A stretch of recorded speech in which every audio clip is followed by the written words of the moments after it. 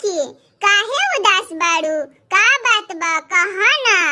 आपन दुख आपन साखी से बतावा ना। ना ये सखी, कुछ ना भइल, बाकी पूछा तड़ू त बतावा तनी सुना।